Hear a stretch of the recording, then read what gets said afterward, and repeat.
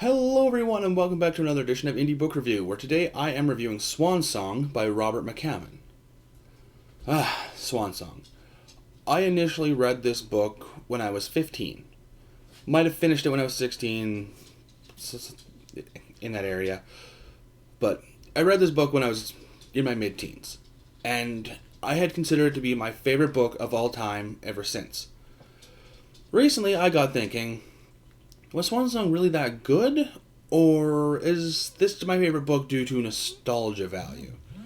And it's a really hard question to really ask because, for one, the book is huge. So I really did have to, cut into some specific time to read this book. And I found it on Audible, so perfect.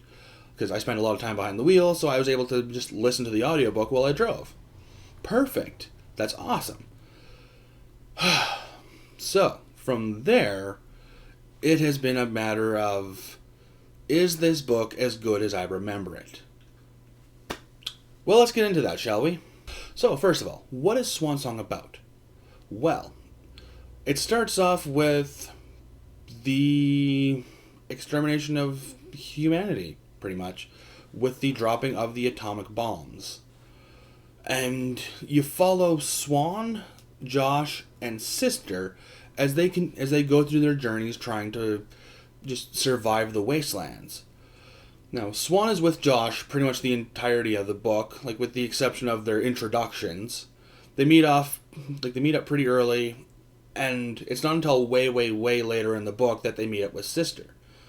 There's a strong supernatural presence to this. There's the man with the scarlet eye, who continues to chase Sister down because she's got a glass ring that shines every time somebody touches it, and he wants to destroy all vestiges of hope because he believes it to be cruel. Swan is a little girl who has this ability to make plants grow, and Josh is a massive ex-wrestler who protects her as she continues through her journey. All the while, there's this growth that's growing on just people's faces. Not everyone's, it's almost random.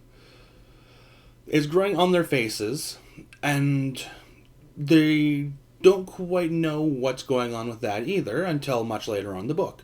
All the while, the reader is following this kid named Roland Croninger, and his idolization of Colonel McCammon and their creation of the Army of Excellence. And the clear Nazi symbology that comes along with that, like, not even trying to hide it. Like, Colonel McCammon at one point even dresses in a Nazi uniform. Like, not even trying to hide this. And the army is doing what they do. Swan is just trying to survive with having all these growths growing on her face, Sister trying to figure out who the ring is supposed to go to, and it all culminates with Sister, Josh, and Swan being captured by the Army of Excellence, and them trying to find God on top of a mountain. Now, this is clearly majorly an abridged explanation as to what this book is about. Like, this book is huge. There is so much that happens in it. And it is epic in every possible way that I can describe it. Is the plot amazing? Fuck yeah, it is. The characters are absolutely fantastic, too. Like, there's not a single character, at least not a single major or even supporting character, that you don't feel for. So when whatever character dies, you feel it. Like, you actually feel their death. You feel like you yourself have lost something. It's written in such a way that these characters feel so real. That, yeah, when they die, and there is so much death in this book.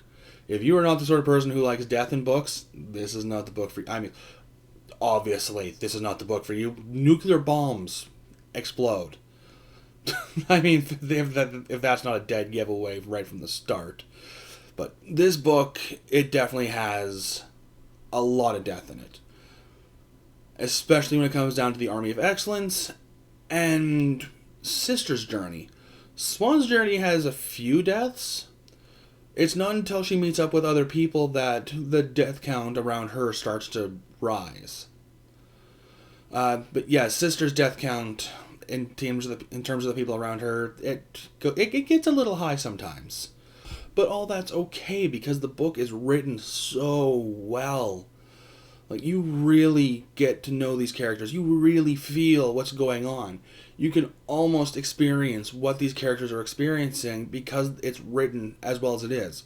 And I know that I've griped on other books in the past about, just get on with it. This one doesn't really need to. This one, the explanations are very much, they're needed. And not in the way that, you need to know what's going on, so it's absolutely needed. No, it's all for atmosphere. It's all for a reason. It's not just explanation for the sake of explanation. It's not explanation so you get a better understanding as to what's going on.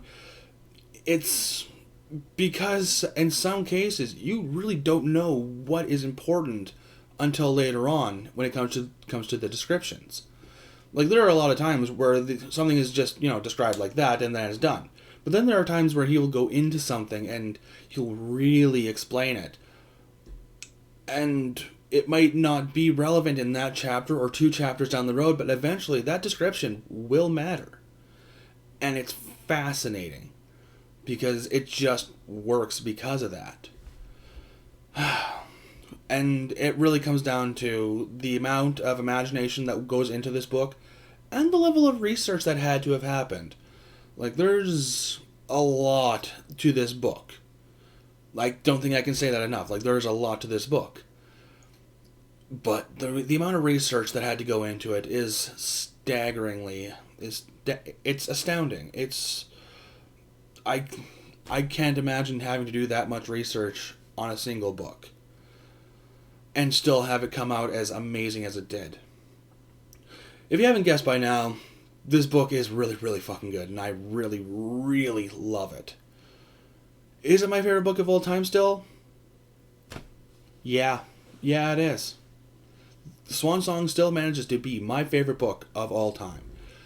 And a lot of it is because it is just that epic, the characters feel so real. There's a couple times where I damn near cried. Hell, that ending, oh my god, so close to bursting into tears. Like, it was just so heart-wrenching and touching. And if you haven't read Swan Song, do it. If you don't feel like you have the time to read something that's this thick, get it on Audible. We all drive. Or at least the vast majority of us do.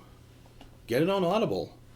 Hell, a lot of times a person can find the time and the space and the effort to lie down and listen to something. We listen to music all the time. Why not throw in an audiobook?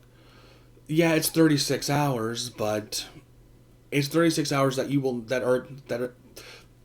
are not wasted, because you're getting one hell of a book out of it. I guess it should really be unsurprising when I say that this book is a 10 out of 10. But at the same time, I really don't feel 10 out of 10 really encompasses how I feel about this book. So I'm going to give Swan Song an 11 out of 10. And for no other reason than it's my favorite book of all time. And it would take one hell of a book to knock it out of place. Like, I don't think it's even possible for me to find a book that I love more than Swan Song. And I've read a lot of books. And there are a few books that I will be technically rereading when it comes to Audible. But even those, even other books, like, I just don't think that this one will ever get knocked out of place. I think Swan Song will just continue to be my favorite book of all time. Is Robert McCammon my favorite writer? I've only ever read like one other of his books, and I liked it. I'd have to read more of his books for me to say he's my favorite author. But for the time being, Swan Song is my favorite novel of all time. Bar none, almost impossible to remove. 11 out of 10. Yeah. But that's all I got for you guys today. If you're interested to see more of what I've got going on, check out my new channel, Writing with Quinn Buckland, down in the description. And I will see you all later. Bye-bye.